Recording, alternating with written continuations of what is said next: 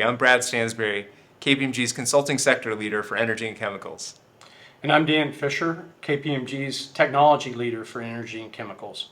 Are there ways that our executives, energy executives, should be thinking about scaling these efforts, where they're starting to get the flywheel effect, rather than just having individual use cases that aren't connected together, but being able to learn and build on automation on top of automation?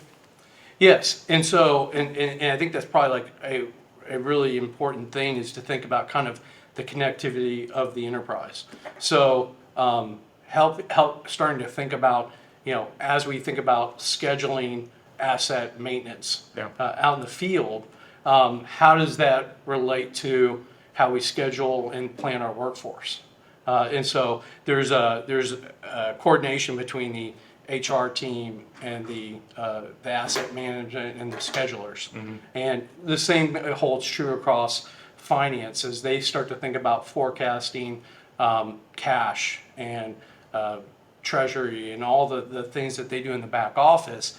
How is that going to be impacted by the change in schedules that we're doing out in the field? Do you find concurrent efforts around kind of fixing or improving data while you're kind of experimenting and deploying AI? Is that a way to think about it? Yeah, so data governance, data management has been around for a long time, and something that kind of every time a company goes through a transformation, they tend to look at. But I think it's really become highly in focus as companies start to ingest all this data and start to take advantage of these technologies.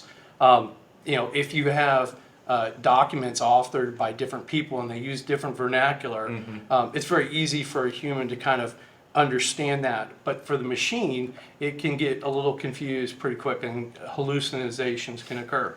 And so we see big efforts to really drive data standardization, not just through master data management, but through the entire vernacular of an organization. Okay, so like the capability of data has to come alongside with the capability of automation. Yep. Got it. Okay. Trust is a big word that gets talked about in AI efforts. Talk a little bit about what you see as better practices around trust, how to think about trust in the context of automation and AI. There's so many aspects of that too. Was the data that was put in complete, accurate? Was there any biases put into it that might be extrapolated as the machine looks at it? The security around the data. And if I share this data into a large language model, where else in the organization may that go? And so you really have to kind of step back and think about, even when you're putting, if you have an HR team that has employee files on their laptops, and you start to let them, search their laptops, and that information gets consumed, where else might that employee data go, and who might see it? Right. And so you really have to think about those things to make sure that people trust the information and trust that it's secure. Okay. So automation, data, and now trust all have to kind of move together. Absolutely. Okay. So Dan, as you look 3-5 years down the road and think about how this plays out, how the automation journey plays out within our companies, what do you see the future looking like? How do companies start to differentiate their paths?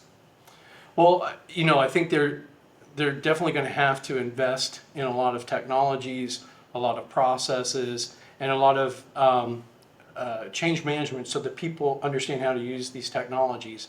A lot of people are nervous about the technologies and how it may impact or even put them out of a job. But I think what you're really going to see is those individuals that embrace the technologies are going to become hyper productive.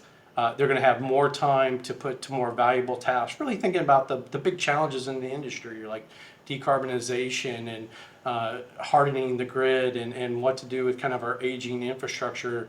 And so I don't think you're going to see companies get rid of individuals. I think you're going to see them taking more advantage of their time to really tackle the big problems. Okay, so enabling individuals.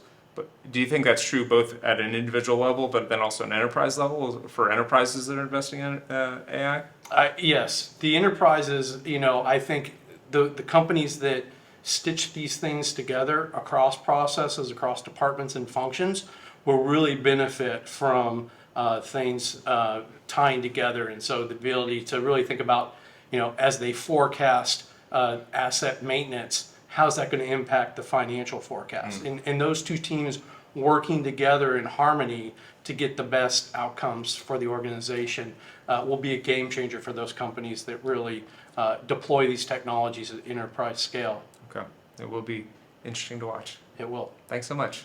Yeah, thanks for having me today.